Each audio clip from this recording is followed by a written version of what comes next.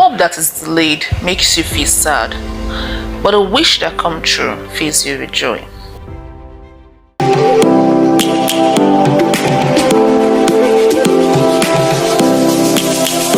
Hi, my name is Sylvie Monday. Welcome to my channel, Lively Lifestyle.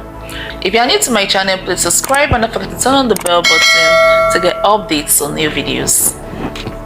Today on my channel, I'll be sharing with you what to do when you go through disappointments or when your expectations are not met. As humans, we have desires, we have expectations, we have dreams, we have hopes. Even right from childhood, expectations could be genuine, yes, like just having the basic things of life, like going to school, graduating, and settling down, being able to feed yourself. Sometimes our hopes and expectations are just selfish, like wanting things to be as perfect as you want them to be. When these expectations are not met, we become sad and depressed. Some people grieve, go into self-isolation, shut people out, while some other people don't grieve. They become bitter and resentful towards people, towards the society, towards the system, towards everything around them. Nothing seems pleasing to them any longer. So what do we do when our expectations are not met? The first thing we do is acknowledging the fact that your dreams and expectations are not met, or probably have been disappointed so many times. If you need to take time off, away from everybody, away from people, just cool off and be alone, fine. Take some time off. Not go into self-isolation. And in your time off, the next thing to do is crying to God. Commit your hopes and expectations. Commit them to God. Commit the way you feel to God. Be honest with it to Him. Be open.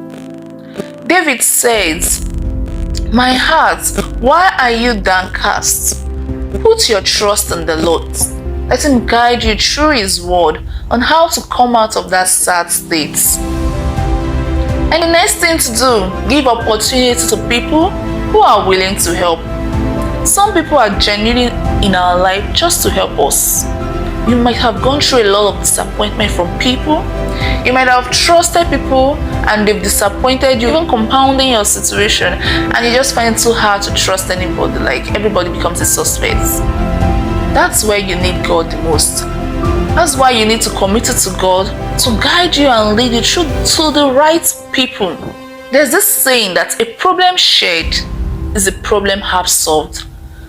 They might have ideas of how to come out of the depressive state. Being depressed and sad, sometimes we can't come out of it alone. Most times we don't come out of it alone. We need people. We are social beings. We need people around us to cheer us up. So give opportunity to people who genuinely want to help. Then the next thing to do is take a fresh look at the most important things of life. Not everything matters. You don't have to complain about everything. Some things are important, some things are not. So let's take our list down. Let's take notes and put out those things that are really important, instead of complaining about everything and getting disappointed because everything wasn't done the way you want them to be done. For example, you're in a relationship and things are not just going the way you want it to go. Take note of what is important. Is what you are complaining about, is it important? Is it something that could be overlooked? If you choose to overlook that, will things get better? Will you begin to see a chance of improvement or a chance of things being done differently?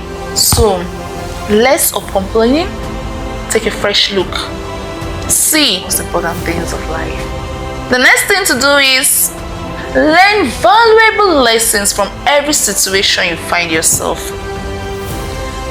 Life is a learning ground. You can't stop learning.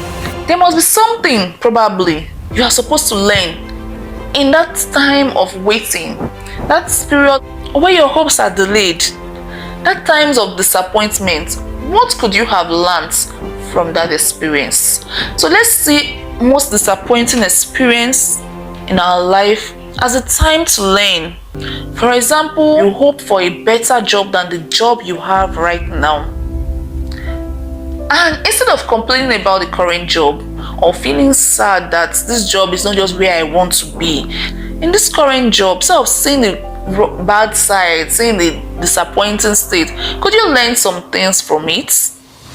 So we live happy, we live joyful and cheerful when we stop complaining and looking at the things that really don't matter and start focusing on the most important things of life. So let's commit our hopes to God and allow Him to give you fresh hopes and desires. See yourself living joyfully, see yourself living cheerfully and happy instead of living sad and depressed. So you can actually be happy and live cheerfully and enjoy every bit of your life if you choose to. And may the God of all hope fill you with peace and joy. And may you overflow with hope as you trust in Him. I love to see you happy and live a joyful life. If you've enjoyed this video, please give this video a thumbs up. And don't forget to share this video with your friends. Also leave a comment. See you in my next video.